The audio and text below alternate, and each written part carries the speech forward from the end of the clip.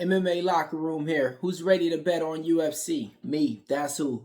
So we're back. UFC Qatar is going down this Saturday early on, and I got you guys covered for the main event all the way down to the prelims. I'm going to give you guys my picks, my predictions, and let you guys know exactly which dog is barking and which way to bet and everything like that. Now look, how'd you guys do last event? Man, we had some good dogs and we had some good picks that came through for y'all, man. Gave you guys Valentina Shevchenko, Michael Morales, and we definitely was able to get that over in that 3.5 in that main event, man. But took some dog shots that didn't pan out. Can't believe I picked Leon Edwards. Can't believe I picked Rodolfo Vieira. But hey, man, that's how it goes. That's MMA. Like always, if you guys want our best picks, our premium picks, only thing you got to do is hit us up right here on the premium pick tab, man. All right. Last week, what'd we do? It was what? We had 8 right and 5 wrong, I want to say. Yeah, not the strongest card, but hey, man, this week I'm coming at you guys all the way from the first fight. The first fight of the night, we got Denzel Freeman taking on Mark Bujlo. Now, low-level heavyweight fight, so you don't really know what you're going to get with two of these fighters because they're both coming in making a UFC debut. But I like Denzel Freeman. He has the fight resume and the fight experience already. Fought in the LFA promotion, and now, he's over here in the UFC getting his call, and he's fought in the Bellator promotion as well. He has good forward pressure that he likes to throw and power also too. Now, Mark Bujlo, 6 finishes, 6 fights. I think all of them came in the finish in the first round. Don't really know what you're going to be getting too much in this fight. It's not nothing that I'm telling you guys to bet your money on or anything like that. It's hard to see what you're going to get because you do have a lot of these fighters making their UFC debut on this card, so tread lightly. But I'm going with Freeman in this one. Next one, we got Nicholas Dalby taking on Izagakhmaev. Now, when you look at this fight, Izagakhmaev is making his UFC debut, so he's going to be fighting a little bit closer to hometown in Qatar. 22-2, 5-0 in his last couple of fights. Fought in the One Championship promotion as well. Got signed to the PFL and couldn't really get no fights going over there. Now, this is a guy that has solid striking, and he can strike from either stance. He can switch stances, and he likes to throw combos. He has a good kick arsenal that he throws, and that jab, he knows how to throw it as well. His grappling is solid. He has takedowns, and he has decent submission attempts that he likes to throw out there. And his top pressure is something that gets better as the fight goes. Nicholas Dalby is just a good dog in every single fight. He's a guy that comes with good forward pressure and volume. His strikes is going to add up and usually drain out fighters that can't go 3 rounds. He's a durable fighter as well. He's coming off that loss last time against Randy Brown where he got knocked down. Nicholas Dalby is just one of those guys, man. To me, whenever you see his name, you always know he's a live dog. But in this one, I got to go with the favorite, man. I got to go with the favorite, but I don't like that price tag at all. So if you guys see that price tag and just figure every single big favorite should win, nah, man, I wouldn't be parlaying against Nicholas Dalby at all, man. Those are MMA rules that you learn gambling, exactly. Next fight taking place. We got a good one, man. Naurdiev, Aliev, 10-0, undefeated fighter, goes by the name the Tajikian Eagle. Is taking on Shamrock, man. Shaquem Rock, man. Making his UFC debut. This guy trains Paddy Pimblett. We've been watching him on the regional scenes for a while now. Next Gen MMA. They got 2 fighters fighting on this card. And, these are kind of the guys that they've been pushing and everything. 12-1 in his records as well. Now, when you look at everything that he's good at, he likes to start the fight fast out there. And his grappling, he's a submission guy that goes for the submission as well, and his striking is actually decent as well. He can control his range with the nice jab that he throws in a body kick. Naurdiev, Aliev, 2-0 in the UFC, wins over Joe Solecki, wins over Rafael Alves, and then he's just been on the sideline. We don't know what's been happening to him. He's a guy that goes out there and wrestling is his best friend. He got that in his pocket. He's dominant with his top pressure. Not just that, he chain wrestles for attempts. He doesn't care. He'll hold somebody down for 11 minutes out there and just win the fight that way. We might see a new and improved Naurdiev Aliev in this fight. To me, this is a fight to where I don't know why they're kind of wasting the debut of Shamrock in this one. And the Tajikian Eagle, he has a lot of fan bases. He has a lot of fans out there in his fan base as well, man. I like Naurdiev Aliev in this fight, but yeah, this is one to where if it goes to the decision, and if Shamrock is able to reverse him and get some, you know, submission attempts and lead on the striking. And if Aliev just does dominant time control and doesn't do any you know, ground and pound to add up to it, Shamrock might get his hand raised. But I got Aliev in there, especially fighting in Qatar. You know, it's kind of like right around there in their backyard. This is a line that I think it's been getting bet up too, so you know, we'll see. All right, next fight taking place. We got Ishmael Naurdiev, and he's taking on Ryan Loder. Now, in this one, man, Ryan Loder, former Ultimate Fighter winner. That's what he's known for. And he's an aggressive grappler that goes out there and just pushes the pace with his wrestling. The striking really doesn't translate as well, you know, and I think he got finished in his last fight out. Now, when you look at how this fight can play out, it could go two ways. Ryan Loder could go out there and get the takedowns, or Ishmael Naurdiev can kind of keep this on the feet, mix in the takedowns as well, and, you know, win maybe a split decision, or maybe even get the finish late round 3. Ryan Loder, 7-2, 3-2 in his last couple of fights. The thing that you really can't bet on is him getting the decision too much, because I do think that Ishmael Naurdiev, when it comes down to it, him being the more regional fighter around that area of Qatar, the Caucasus area, I think that, you know, the judges will be favoring a lot of their guys if it does go to the decision in there. He's a striker out there. He's coming off a loss against the Iron Turtle in a fight to where he was kind of winning that fight, and then I think something happened, some low blows happened and stuff like that. He's not an aggressive fighter that goes out there and goes for the win. He's just trying to get the job done by any way. I think Ishmael Naurdiev gets it done in there. All right, next fight taking place. Alexandra Topuria taking on Basket Almakhan. Now, in this one, man, this line's been going back and forth, man, and it's a good reason why. Okay, you got Topuria, older brother of, you know, the champion, Ilya Topuria, fighting on this card. So a lot of people is going to be looking at this one and trying to figure out, okay, is he the right one to bet on? He's only 1-0 in his UFC debut so far. And Basmat Almakhan, he's 4-1 in his last 5 fights, and, you know, he has a good things about him and all that people want to bet on. Why? Because he has solid striking, he has good combos, he has good power, he's explosive within range, he has heavy kicks that he likes to throw. His volume's not really there, but he does have solid grappling too. He has takedowns, not just that. He goes for his single legs and he sets them up nice well. Now, Topuria, 6-1. Now, he has good striking, forward pressure. He works the jab, high and low. He kind of moves like Topuria, in and out of range, but that power is not there. He's not as fast as him as well. And, you know, he does go, he's going to be the guy that's going to go for more takedowns probably, instead of trying to stand on his feet and strike. I've been going back and forth on this fight. I'm going with Basket Almakhan in this one, man. I think that yeah, man. I just think that he's a little bit way more proven too. 12-2 compared to 6-1, and you got a Topuria brother that really don't got to fight if he don't need to, and he hasn't really been fighting that recent, and, you know, so yeah, man. Give me the dog in this one, man. I think the dog in that is live in that one. Next fight taking place, we got a good one, man. Horiguchi is back in the UFC, 34-5. Now, this guy was once in the UFC when Demetrius Johnson was ruling those eras. He has over 5 wins in the UFC, only 1 loss, and that was to DJ, the champ at that time. Then he went on to like Ryzen and won championship and other promotions, and just been fighting over there. And he's fighting in PFL too, in Bellator, I want to say. Garry Ulanbekov, you know, coming from that Nurmagomedov camp, 17-2, 4-1, good striking, has a solid frame for this division. He has a nice jab, and his movement is good. Well, he cuts off the cage, just doesn't go into strikes blindly. He has knees that he likes to throw, and his striking defense isn't really there. He does have solid grappling because he mixes and takes down, especially if you guys throw a body kick. He's looking to grab that, man. He's good in the scrambles as well. Now, he can take you back from any position, and he has a strong guillotine that he can definitely pull out. Horiguchi, man, he's solid in range. He has that karate type of style, man. He just moves around in there. He controls his range well. He has combos, and he's real accurate when he's striking. He controls the cage too, man. Good grappling as well. Submission arsenal in his back pocket, and he can scramble with the best of them out there. This is a good fight, man. This is a good fight. I see a lot of love on the dog, but I got to go with Garry, man. His last 2 wins, you know, wins over Clayton Carpenter and wins over Jose Ocho. No, not Jose Ocho. My bad.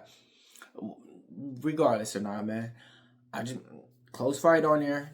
I'm going with Cerquiera and Ulanbekov to get it done, especially just with that coaching and everything of that team with Khabib and Islam and everybody out there. I think they're going to be really screaming in his ear in that one, man. Next fight taking place, we got Abdulrahmanov Yakhyaev taking on Rafael Cerquiera. I ain't gonna waste your time on this, man. I like Abdulrahmanov Yakhyaev to win inside the distance in the first round. Just bet it. Rafael Cerquiera is one of the worst fighters I've seen. He doesn't take damage well. He's 0-3 in the UFC. And yeah, just bet it. Abdulrahmanov Yakhyaev wins in the first round. That's the prediction on that. Ain't even gonna waste your time. Oh, by the way, he's a -1,000 favorite. So that's how you get it done. All right, Luke Riley making his UFC debut against Bogdan Grad. It's going to be a good one, man. Luke Riley trains out there from the Paddy Pimblett camp, Next Gen MMA. 11-0, 5-0. He's a guy that any fight he's in, you want to watch it. He's an entertaining fighter, and he's combos, adds up. He put punches together with kicks well. He has good volume that he likes to throw, and he works the body. That's always something that I like to see. He uses all limbs, knees and elbows, and good counters. Bad takedown defense. That's what he struggles with. Taking on Bogdan Grad, you know, he's been in the UFC now. Got 2 or 3 fights. Stiff jab that he likes to throw. High defensive guard. He picks his shots wisely, and he has powerful kicks, man. He add up some kicks, and yeah, man, if they connect to that liver, it might be a long night. Good composure as well. He chains his takedowns wisely, and he sets up decent ground and pound, man. I think this is going to be a closer fight, man. Luke Riley hasn't been undefeated yet, but he's coming from the Cage Warriors scene. And the Cage Warriors is not a promotion that I rate highly. Those fighters kind of have a hand-picked career out there, especially fighters that only fought in the Cage Warriors scene. And he's one of them. I don't think he's never really bounced around. His one fight that he was supposed to have on the Dana White Contender Series got canceled. All right, man. Yeah. Shit, man. All right, but I do like, man, all right. Give me Luke Riley, though, because I've been making money with him on the Cage Warrior scene. Bogdan Grad is a serviceable fighter, but he can still be finished out there. And we've seen Luke Riley get dropped and still come back and finish fights in there. Let's ride the wave. Next Gen MMA. Take Luke Riley to get you paid. All right, man. Alex Perez taking out Almabayev. All right, so in this one, man, Alex Perez usually pulls out fight after fight. He's coming off of a fight against Topuria where he's damn near got his knee ripped off in there, and he had to take some time off.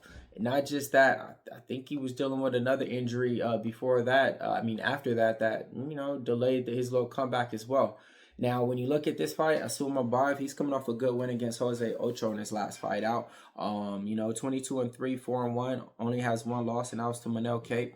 Now, he throws a lot of spinning elbows and back fists. That's the one thing I don't like. But his grappling's there. He's all about time control and takedowns. And that's what he's going to do. He's powerful with them, too. And he has a variety of ways to get the takedown. His scrambles checks out. And, he has a decent ground and pound game once he does get on top. Now, Alex Perez is a way better striker when it comes down to it. Nasty leg kicks he likes to throw. And his footwork is good. He's not going to just be stationary on his feet. I think that Almabayev is going to get the job done. I think he could get the submissions or decisions. So that'll be the pick on that one, man. I'm taking Almabayev to get it done. And I think, submission or decision. Shamil Gaziev taking on Sergey Spivac in there. 14-1, 4-1 in his last fight for Shamil. -139 on the money line. Sergey Spivac 17-6, 2-3 in his last five. Spivac is known as the grappler for the division. He usually goes for the takedowns multiple ways out there. Chains him up well. Gets you pressed up against the cage. His striking doesn't check out. Shamil Gaziev has forward pressure that he likes to throw. Real power in there, but he keeps his hands low, okay? But you don't got to worry about that with Sergey Spivac. You just got to worry about defending a takedown or 2 or 3. Now, I think if Spivac gets the takedown once and Gaziev's able to get up easily, and then Spivac has to go for like 2, 3 or more, and if he can't get those, that's where he's going to be in trouble. Right? Shamil Gaziev's a big guy. I could see this fight playing out 2 ways. Gaziev wins by KO or Sergey Spivac getting the job done by submission or just right now for decision. I've been back and forth on this fight. And I really don't know which way to bet this one, so I'm not betting it right now. But my prediction, man, it's hard to even say, man. It's hard to say, but give me Give me Shamil Gaziev, man. I think Sergey Spivac, we don't know, man. I don't know if he really is going out there and try to put his all in the fights to really just win those dominant ways, or if he's just going out there and going through the motions right now. He already had his kind of run at the division. But my first guy is Spivac because I usually back him and bet him, but I just see it like if he's not able to get these takedowns, that's a big boy, Shamil Gaziev. And, he could definitely get you out of there quick. Next fight taking place, man, we got a good one. Jack Hermansson taking on Tigbic Orolbai. And this one's taking place at the welterweight division, minus 170 weight. And both these fighters are moving up and moving down. Orolbai's moving up to 170, took a fight there against Urso Medic, and now Hermansson's moving down from, the middleweight division. Now, I like Matek Orolbai in this fight, man. I've been watching this guy since LFA. He has decent power, and he's a doable guy as well. He was coming off a win against Tafik Masayev out there, and before that, he only has a loss to Rebecca in a fight to where they were going back and forth with the Warren. Jack Hermansson didn't look good to me in his last fight out, but he might look good in this division. We never know, man. But I'm going with Orolbai. I'm not going to waste your time and take too long on this one. I do think that he can get the wrestling going out there and chain wrestle out there. I think at this weight class, he's going to be a lot more dominant out there. He has that caveman or mentality. He just goes out there and gets it done. Doesn't matter what happens in there. So I think at welterweight too, instead of 155 lightweight, yeah, man, we're going to definitely see Orolbai in here, and I like him a lot in this spot. To me, I think that's a solid parlay piece, even though it is you got to see how he fights at this weight class, and your opponent has a lot of variables as well. He's a good scrambler as well. He has good fight IQ, and he's accurate. He has a nasty guillotine, so Jack Hermansson by submission could just happen. Orolbai leaves his head down there on the time, and, Jack just sells out for the submission. All right. Alonzo Menifield taking on Volkan Oezdemir in this one, man. This one is one to where you can't really trust either fighter with me with my money. But I do think the favorite should be Volkan Oezdemir, and I do think he gets it done in there. Alonzo Menifield is coming off of 2 good wins in his last fight out. Volkan Oezdemir, he's been involved in this game. He's not just a guy that goes out there for the finish as well. In this fight, though, I can see it going Volkan Oezdemir getting the KO, or Alonzo Menifield winning the decision in there, man. It's a fight that I'm not really trying to trust either of these guys with my money, because it's a hard way to get a good prediction on this one. And I've been watching Alonzo Menifield since the regional scenes at LFA. I actually seen him fight live in there. But next one. Co-main event, Bilal Muhammad taking on Ian Machado Garry. This is a good one.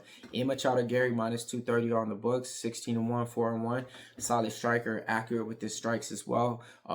He's good with the combos. He has volume. And not just that, his footwork is impeccable. He doesn't just stay out there and give you the fight that you want. He's durable too. He recovers quick, been dropped, and he recovers back on it, gets right back to the fight, and doesn't panic as well. His composure is always going to be there. He can get you up against the cage and push you up against there. And in that clinch, he's dangerous as well, especially for his physique, his height and range. Gives anybody problems. Bilal Muhammad, man, I think people's mistaking him in this fight, man. As an underdog, he hasn't really lost, I want to say in 3-4 years probably, man. And he's been covering that price tag. Now, he's coming off a fight against Jack Milladella where he just didn't win the fight, man. And it was a close fight in there. I think he didn't go back to his game plan. I think he tried to change it up a little bit. I think he's going back to that same game plan. I think he's going to strike when he needs to and just clinch him, get him up against the cage, and use the takedowns. Win minutes that way. Bilal Muhammad has a game plan and a fight IQ that I really rate high. So does Ian Garry. The striking, I got to go with Ian Garry. The wrestling, I got to go with Bilal. The finishability, I got to go with Garry. The fight experience, I gotta go with Bilal. He's fought everybody, and he was on a 8-7 fight 9 win streak. He beat my boy Curtis Millender. Since then, he's just been on a trajectory like that all the way to the belt, man. I think the solid pressure for Bilal Muhammad is gonna be a little bit that Garry hasn't really seen from fighters out there, and I think now you're gonna say, oh, okay, he's seen what Islam just did. He's seen what Valentina just did. All right, I'm going to just go out there and dominate. He's seen what Hazmat just did. So I'm really thinking that Bilal Muhammad's going to go out there and just wrestle, and try to be that dominant time control and not really strike. I know he's saying he is, but I don't think he will. And at that price tag, I'm a big Ian Garry fan. But at 230, I can't bet on him in that price. The pick is going to be, man. See, all right, well, that's what it is, though. The pick is going to be Ian Garry. But if I'm betting on Belal Muhammad at plus 204. And I'm probably going to be betting on him at that, you know? Like, well, why don't you pick him to win? Well, I mean, it is what it is. The pick and the prediction is always two different things. I could give you all the pick, and then it's like, but at this value and at this odds. See, if Ian Garry was like minus 140, minus 150, I could probably play it straight. And then, you know, all right, but minus 230, minus 240, and parlay that with something. No, man, I it's just the game plan too, man. And I'm really surprised that the odds is this big of a favorite as well, man. Yeah. Who you guys got in that fight? Let me know. Ian Garry, Belal Muhammad. Dan Hooker taking on Arman Tsarukyan. All right, now this one's going to be a great fight, but the line on Arman is already skyrocketed, man. He's good at everything, man. He rates out everything in my in my UFC grades. He has forward pressure that he likes. He has power. He has a good striking defense. He has kicks. He has a dynamic attack as well. His grappling is always there. His takedown is there. His volume with it checks out. His cardio is there. His top control is there. Oh, man, his takedown defense checks out. Everything, man. I think he's going to be able to go out there and get this job done inside the distance, like round 3, round 4. Dan Hooker, 24-12. He has a lot of miles on his body, man. But he's a good fighter as well. His striking is better than Arman and me. His forward pressure is there. He has good counters. He has high knees that he throws, and he's accurate. He works the body. He really works the body. That's what I could see. If he works the body on Arman and slows him down early on, that'd be the path to victory, and go out there and try to establish his offense in there. Now, his grappling, to me, I think he can definitely get taken down and controlled out there. He has a sneaky submission arsenal that I do rate kind of high. And, you know, he has that Muay Thai type striking and elbows that he does throw out the guard. I think Arman Tsarukyan gets this one done inside the distance. Yeah. And I think he I don't know if he covers that price tag that he's at now. But what he opened at, damn. Yeah, that's crazy. But yeah, man, I went through everything. UFC Qatar. Let me know who you guys are betting on, man. My most 2 confident picks for the parlay. I'll give you Arman and Asu Almabayev. Yeah, 2. Arman and Asu Almabayev. Yeah, two grapplers that I think that's just going to kind of go out there and take the game plan of what they just seen happen with Islam and, Valentina Shevchenko and everything like that. UFC bet with me, MMA Locker Room. Make sure you guys like. Make sure you guys subscribe. Make sure you guys hit the comments for me up. I'm trying to get like 100 comments on this one. Let's go.